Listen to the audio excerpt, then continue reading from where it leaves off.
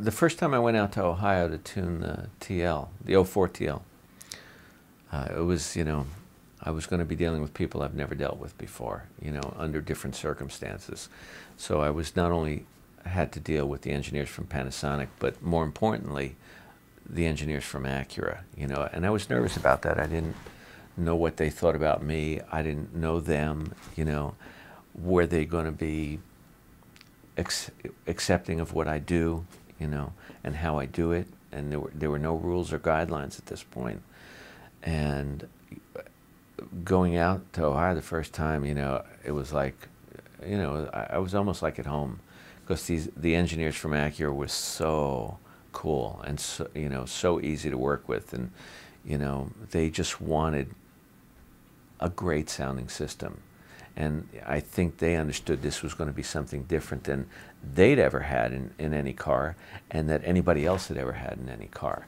So it was a great experience. I mean, it was a learning experience for me, because I didn't understand the way it worked. I remember saying initially when I saw the TL for the first time, I said, well, why don't we have 2 more speakers back here?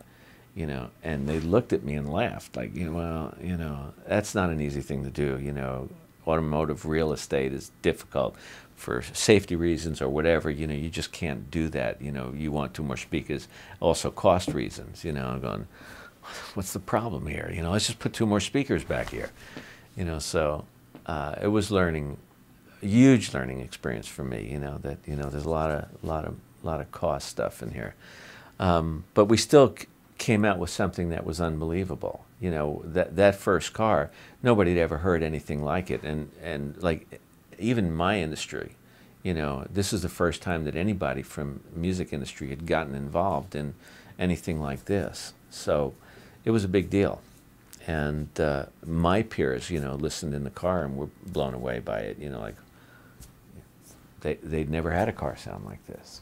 So now the whole concept of referencing music out in the car had much, much greater meaning.